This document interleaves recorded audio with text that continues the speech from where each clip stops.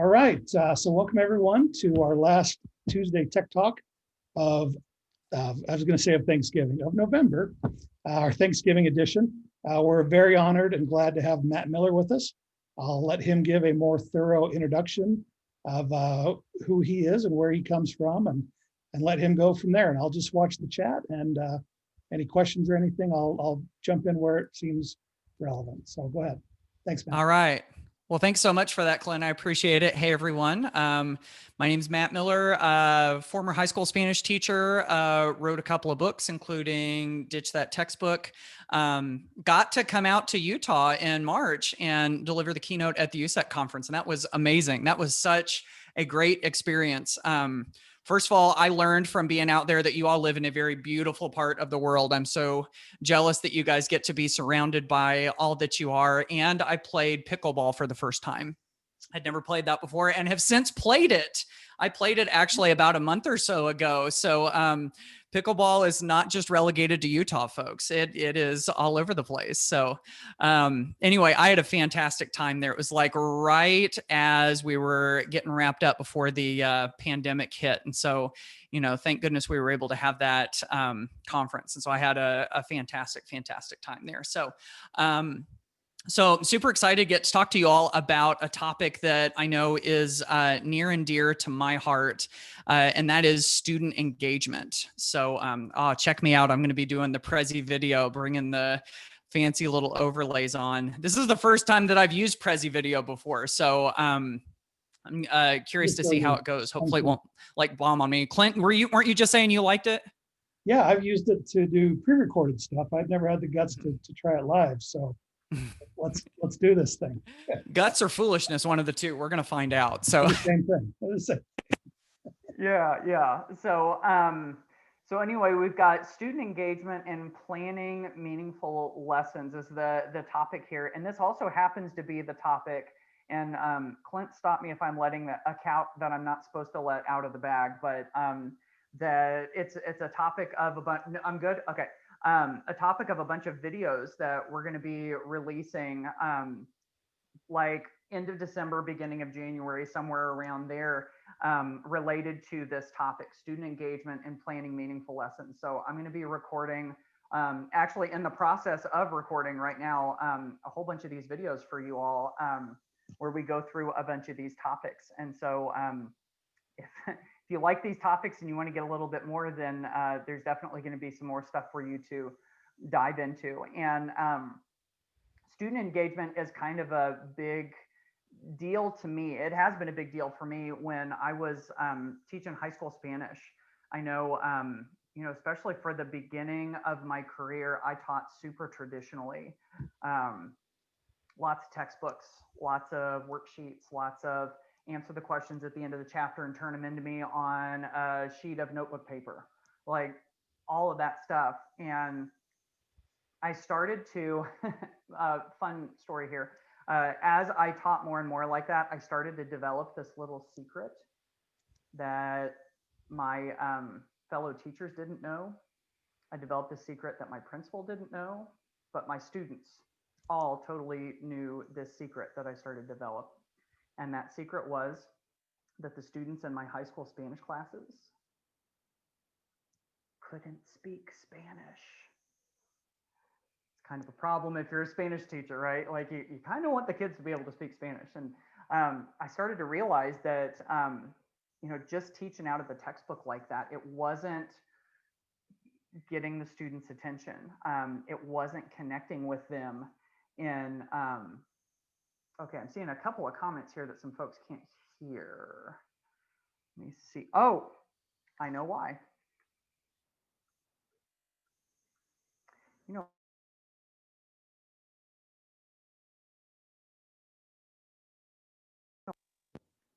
there, I bet that's better. Is that better? Yes. Okay. This microphone right here, I want to show you. See, I can't keep the thing on because there's a short in it. And so I'm even using athletic tape to try to tape it into place so that the short won't go on and off. I'm going to see, you can see it kind of like kick on and off and everything. And I just ordered another one today. So hopefully it's coming. So I'm just going to get rid of that. I'm going to go with the old embedded microphone. So, okay. Sorry about that, everyone. Okay. Clint says equipment. Okay, yeah, there he is. Yep, absolutely. Okay, so yeah, so anyway, I was telling you that the students in my Spanish classes couldn't speak Spanish, and it was, in large part because I wasn't engaging them. Like, it was so easy for them to just kind of check out. And so that's why, for me, engagement is a really big issue. It really is all about attention, and attention is hard to get these days. In fact, in my book, Tech Like a Pirate, at the very beginning, I can't remember if there's a picture or not. I think there is. Yeah, here it is. The very first line in my book says, urinals and toilet stalls, they can teach us something, or they have something to teach us about teaching. And the reason I say that is because attention is hard to get these days. And so advertising people are getting very creative in where they can put advertising to try to capture people's attention when they don't have their eyes on their devices. And I found that urinals and toilet stalls are one of those places, because that's one place where they have your undivided attention, hopefully, because you're not checking your phone while you're doing your business, right? Hopefully not. So if that's the case, with attention, it's even harder to keep that attention in class, I found. And so, whatever we can do to get that attention switch flipped on with our students, I think makes a huge difference. Going right down my notes over here. Another reason for student engagement, another reason for thinking about how you're engaging with students in your classes. There's research behind the power of positive, fun, engaging lessons. And I've got a variety of different things that I share with you in one of these videos that I'm going to be putting out, but I'll give you one piece of it right here, right now. And that is, this is a little bit of research from a book called The Happiness Advantage by Sean Achor. And in this book, Sean Achor tells us that we are our most productive selves when our emotional state, our emotional being, is not at negative. This is like the little needle, okay? And so when it's not at negative, it's not at neutral, but when it's at positive. In fact, he says that his research has shown that we are 31% more productive when that overall emotional state goes from negative all the way to positive, if we can get it to positive. It's because our brains aren't perceiving any sort of threat, and they're open to do their most learning. So, coming up with these things that engage students, that really make them want to come to class, it's a big deal. And sometimes all it takes is a small shift to get students' attention, and we're going to see a couple examples of this in my presentation here about how you don't have to have a bunch of money, and you don't have to have a bunch of specialized resources, and you don't even have to have a whole bunch of tech to create an engaging experience. Sometimes it just takes a little piece of creativity applied correctly. And so, that makes me happy, coming from a little rural school where we just didn't have very much money and not a whole lot of resources, that sometimes you can scheme your way into really good student engagement. So with that in mind, let's start digging into some actual examples. And forgive me, I keep forgetting to look over at the comments. Actually, Clint, you're watching the comments, right? So we'll gather any questions that everybody's got. Okay, cool. All right, so I'll just keep kind of plowing forward, and stop me if you need to stop me. Okay. So I want to touch on a couple of ways that we can really, like it says right down here, plan meaningful lessons for student engagement. And that's really at the heart of this book. In fact, I've got 7 different chapters of different places where I've seen technology applied well to really engage students. And so a few of those I've got right up over here that we're going to be talking about.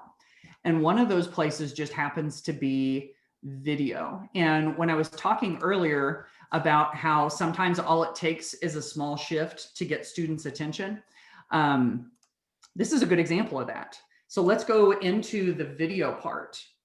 See, you think about the way that we do video assignments a lot of times.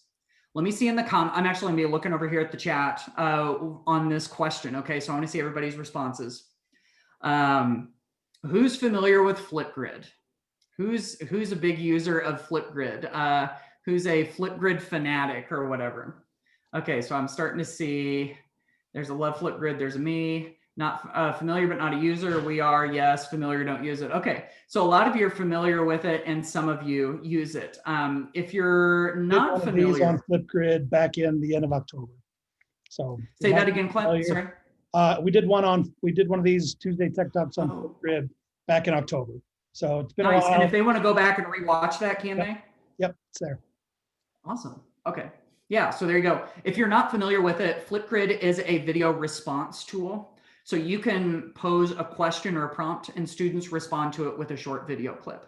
And what's really neat about Flipgrid is it has a fantastic camera that lets you do really neat video editing and effects just like right on the fly. And it's super, super easy to use. And so it looks like several of you are familiar. Mario says we use it a lot to teach Spanish in our classes. Yeah, and then Clint just dropped the link into the chat about the Flipgrid video. So the reason I bring this up, and if it's not Flipgrid, then maybe it's Screencastify or it's Loom or it's Adobe Spark Video. There are lots of video tools out there. And what I've found is a lot of times, whenever we use video tools in class, the assignments look kind of the same. We'll ask students a question and they'll respond to it, and it'll be pretty much like this. It'll be like head and shoulders directly to camera, the students talking to the camera, just, you know, standing here looking at the camera like that. And I started to think, you know, there's a lot more that we can do with some of these student videos. And if we're looking for some creative ideas on how to do it, thankfully, we have one of the biggest search engines in the world that we can use for research. And that's YouTube. YouTube's the second largest search engine in the world, right? So I'm curious to see, I'm going to throw this one out in the chat again to see when you're watching YouTube, do you have a favorite YouTuber or a favorite YouTube channel or a favorite type of video? Just a general type of video. Like, what is it that you like to watch? I'm going to keep an eye on the comments over here to see if anybody's got anything. I will say that my family, my 3 kids and my wife and I, we like watching Dude Perfect. I don't know if anybody out there is a Dude Perfect watcher. It's these 5 guys who do these sports trick shots and these just all sorts of wacky stuff. It's real family friendly and everything. Bonnie says special books for special kids. That's cool. Clint says Crash Course. Yep, that's a good one. Matt's Off-Road Rescue. SBSK. Who was that? S. Thompson says opera. That's about it. I'm boring. Drawing videos. Okay, Colton knows about Dude Perfect. He says, watched it last night with my 8-year-old. TED Talks. My son loves Dude Perfect. There's another one for Crash Course. ASAP Science, ViceScript, Garage. Okay, so you guys have your stuff. There's a cooking videos one. CBS Sunday Morning, time lapse. Okay, so we got lots of stuff out there, right? See, this is the great thing about YouTube, is that if you're trying to come up with some creative video ideas for your students, use YouTube as your guide. Figure out what kind of videos interest you and interest your students. And sometimes you can reverse engineer them into a creative type of video assignment. So in the videos that I'm recording for you all, one of them that I dive deep into is the unboxing video. Curious if anybody's watched an unboxing video before.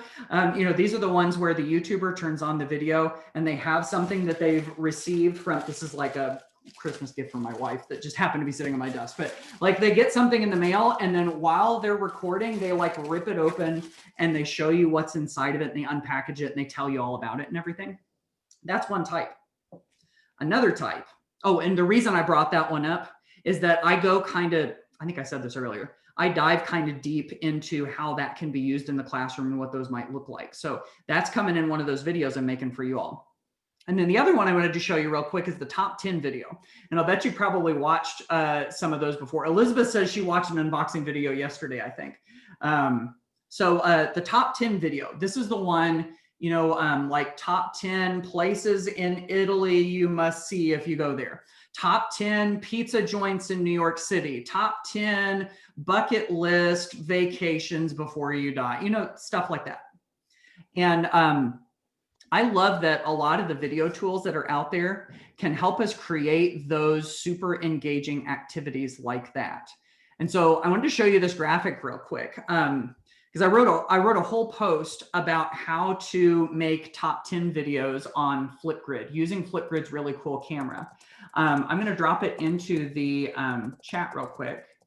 ditchtextbook.com/top-10-videos. If you want to go check it out, I've got a whole like step-by-step tutorial guide on it. But you know, it's generally the idea that you come up with a list of the top 10 things in a certain category.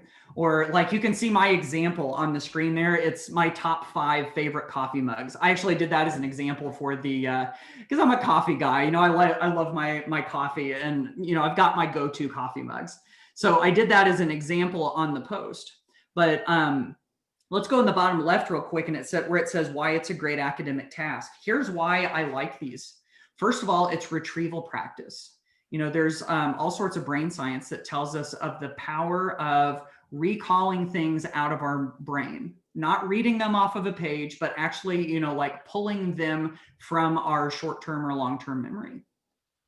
It's also a curation task, which means that, you know, you take a big, large group of things and you pick a few of them that go in your collection, which means that you have to justify why those made it in the collection, why the other ones didn't. And so there's some deeper thinking involved in that. It's also creation, which means that students are making something that goes right to like constructivists and creation. What is it? Constructivism, you know, like making meaning by making. And then it's also a lesson in brevity too. Like you can't make a super long rambling video. You've got to kind of cut to the chase. And so, you know, it's just real simple, as simple as creating a topic on Flipgrid. Students think about the list that they want to make, and then they record, and then they get to watch each other's video replies. It's a super, super easy thing. And then you can see in the tips down here, you can use text to summarize each selection, like where it says my top 5 favorite coffee mugs in my example. I just had the students, or I would have the students type which one out of their top 5 it is, just like summarize it in text a little bitty and put it over there. Use the split screen to keep design clean. So I would have the text on one side and my face on the other, which is super easy to do in Flipgrid. It's under the effects. And then once you get done talking about one of them, you hit pause, and then you go change the text, and then you go grab another coffee mug. At least that's what I did in my example. And then you hit record again. And then that way it's kind of like a rough cut so that you can go change things around. And so, you know, lots of fun stuff when it comes to an activity like that. And see, what's neat about this is that it really does give us sort of that deeper thinking. But it's also super engaging too. You know, it's a lot of fun. Kids have probably seen top 10 videos in a variety of different places. So, so the big takeaway here, and that's just one example, but I think the big takeaway here is if it's popular on YouTube, maybe you can reverse engineer it into an activity, you know, into some sort of learning assignment. So let's keep moving. So we talked about video. Let's go to images now. This is another one of my favorites as far as making engaging activities and planning those meaningful lessons around them. And there's a bunch of different ways to use images. In fact, I'm curious to see, I just got done talking about video, and I'm going to talk about images. Let me throw this out in the chat real quick. I want to see if you all have some examples of things that you've done that you really like activities in the classroom that relate to video and images. So anything related to video or images, if you've got an example, go throw that in the chat, and I'm going to shout some of those out here in a second, okay? One of the reasons I love using images is because whenever you pair images together with text, it's super brain friendly. There's this thing called dual coding theory. What dual coding theory says is that our brain encodes text differently than it encodes images. And so if it's storing information through text and information through images in different ways, it's almost like it stores it in 2 different places. And so if it stores it in 2 different places, we've got a better chance of remembering it. So whenever we can mash up the images and text together, that's a super brain friendly thing we can do.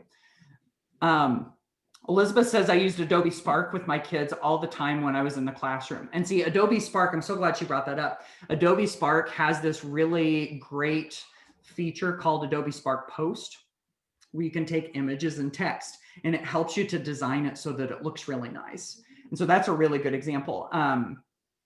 M Shields, remember, I don't remember everybody's names here. Sorry about that. Says, I use pictures every day to teach vocabulary. See, that's great. A lot of times we teach vocabulary with the words, but when we pull the images in, now we're encoding it in a different way in our long-term memory. So that's really good. Bonnie says Adobe Spark Video to tell a story. Cami says image poems, using images to tell a story rather than words. That is really cool. I really like that idea. And then I'm seeing this one that says, I love putting an image on the board and students write a headline to go with it. Yeah, exactly. This is the exact idea. They also like to find their own pictures and put a headline on it. Yeah, so if the kids get to find the pictures too, now they've got a level of choice. See, I love all of this stuff. I've also seen people make memes before. You know what I'm talking about? Memes, like they've got the picture and the two little lines of text on the top and the bottom. Those are all over the internet. My 9th grade daughter says that she and her friends sometimes communicate in memes, like back and forth. So, bringing those in, that's kind of a high engagement thing. And it uses the verbal visual mix too. It's got the text and the images, the text and the images. Now, the example that I have right here that I haven't even talked about is doing infographics. See, I love pulling in icons and text and putting them together. This is just one that I made to share out on social media for teachers. But being able to pull images and text in together is obviously super brain friendly, and making infographics is a really great way to do that. If you go to, I'm trying to remember I'm going to guess here. I'm going to type ditchthattextbook.com/infographics into the browser. We're going to see if that actually pulls up a correct link. But I've got a whole bunch of resources related to making infographics, including a template that you can make a copy of and share out with your students. So students are able to drag and drop icons and text onto the screen to make infographics. And it's all done in Google Slides. You could also do it in PowerPoint too. So anyway, those are some of my favorites when it comes to that. So images, that's another good one. And then I want to show you one more. This one is Connect Globally. So many of us have gotten more and more familiar with doing video calls. We've been forced into the whole Zoom life, right? We also know about Zoom fatigue now in a way that we didn't before. We were talking about Zoom bombing earlier. Hopefully that hasn't been an issue for you, but we know an awful lot more about video conferencing than we did before. And the beauty of that is that video conferencing allows us to connect to people all over the world just as easily as, almost like making a phone call.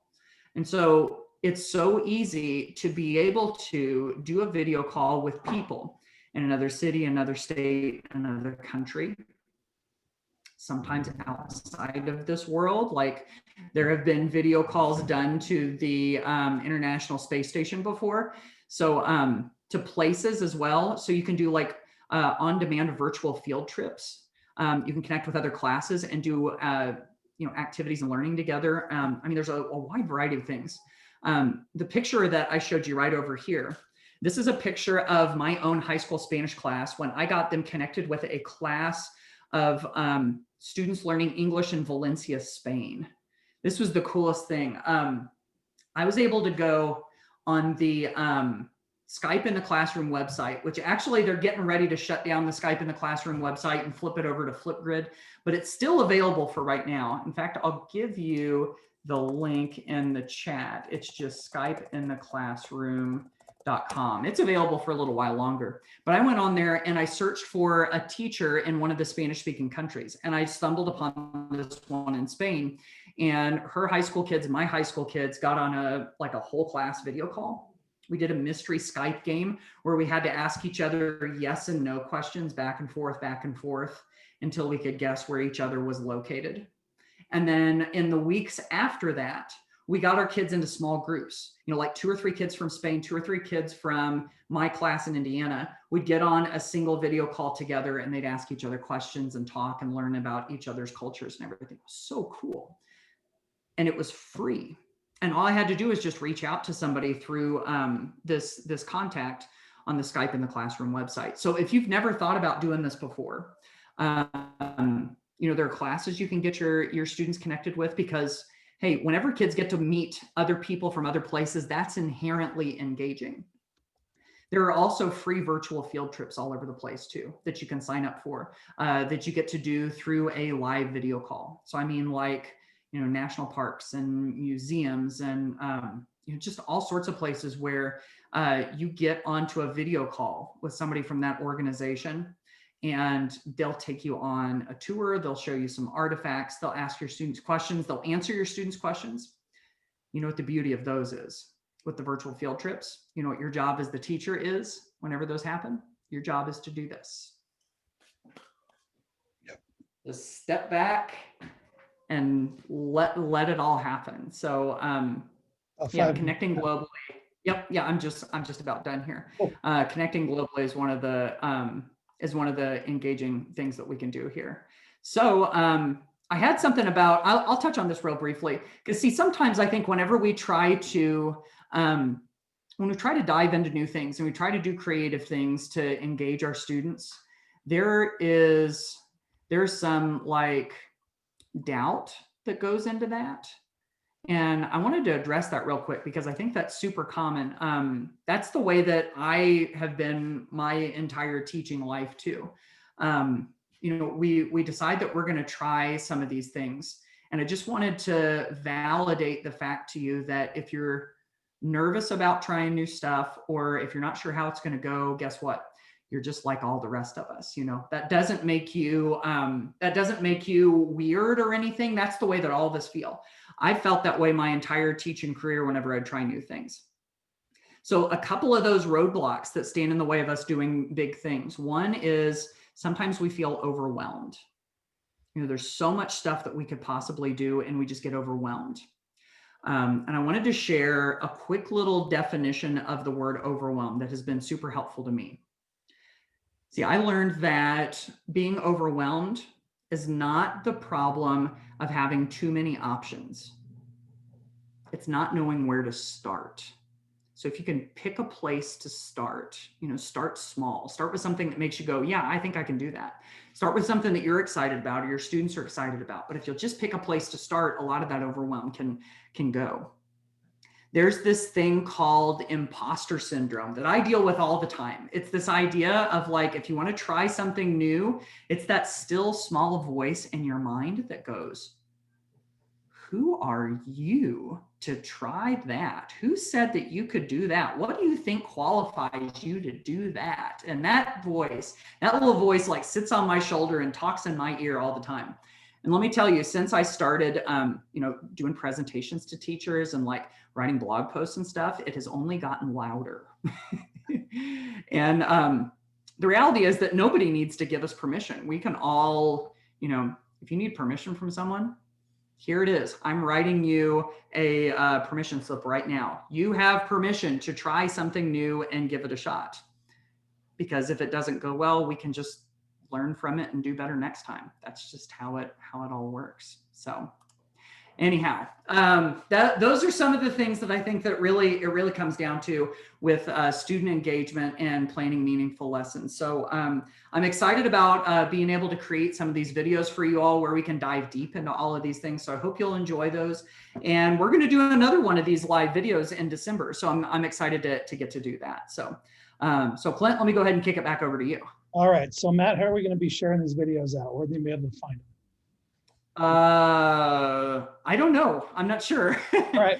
We'll figure it out and we'll let you know when we talk to you in December. Yeah. That sounds good. Good deal. So thank you, Matt. I appreciate that. Some great information and examples and ideas there. I appreciate that. Fair warning, I'm going to dump a bunch of the stuff into the chat right now. We're going to do roll a little bit differently. I've got a link there up at the top to register in Midas. Normally I just give you a Google Docs link, but then I have to take that and then upload it to Midas and do this dance. So, and since there's, we had 60 people here, which is awesome. We're gonna have you guys just register right into Midas at that top link. The Reimagine Teaching program, your submissions are due by midnight on December 1st. And so that second link there is a Reimagine Teaching Next Steps. It is specific to, probably should have thought first before I pasted that. The information that's there was specific for the EdCamp folks, but I'll add some specific information if you've been doing this Tuesday Tech Talks for your proof of the Reimagine Teaching program. But the steps to get to Midas, to get your transcript, all that stuff is the same, and I'll just update that for the folks here. And then the third link I dropped in there was back to the YouTube playlist that has three different sessions on all the Adobe Spark tools. We spent some time on Nearpod, Flipgrid, the Sora ebook library, and then this introduction to the video series coming today. So any questions for Matt or myself, feel free to open up your mic or drop it into the chat. The link to Midas again, yes, I'll drop that one in for sure. Let me do that one again. And so that link will take you, once you log in, it'll take you right to the course page. You'll need to scroll down past some search things, but at the very, very bottom of the page will be a register button. That'll put it in your cart. Click on the cart and say check out. There's no cost. It's a cart, it's a virtual cart.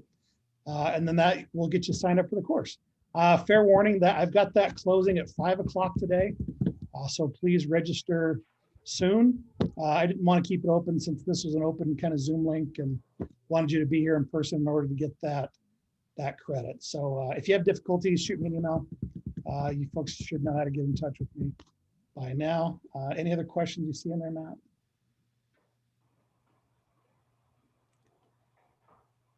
Well, ideas from Sean. Thank you. There's the link. Can I watch past webinars for credit? Absolutely. I've been managing that mostly for my small region. So please do, but just don't overwhelm me. I'll do my best to get them all in to Midas by next week. So you bet.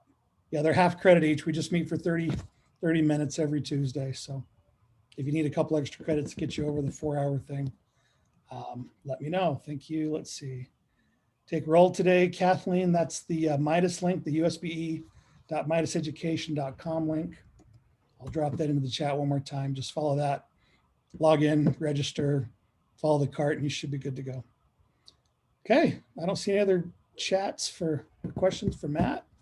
Thank you, Matt. That was great. Prezi video worked really well.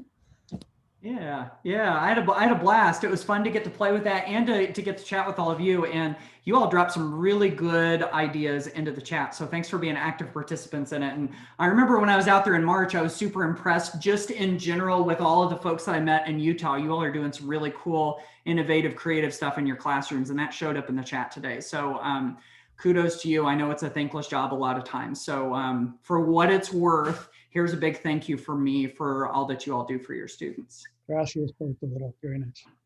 So I just put the link back to my YouTube playlist. It has all these Tuesday Tech Talks there.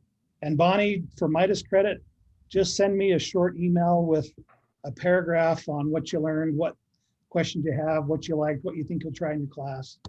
Just something like that to show me that you watched it and learned something from it. And I'll put my email address in there just to be nice. Whoops, that went privately. Everyone in the meeting. You guys should all know it, but there it is. And the name of the book that Matt talked about, which book was that, Matt, you pulled off your shelf? Yeah, that was Tech Like a Pirate. And it's backwards on your video, so just turn the book around so we can see it. Okay. Oh yeah, there you go. That's right. Tech Like a Pirate. All right, I'm gonna stop the recording and I will post this to my YouTube link, my YouTube playlist as soon as it's done.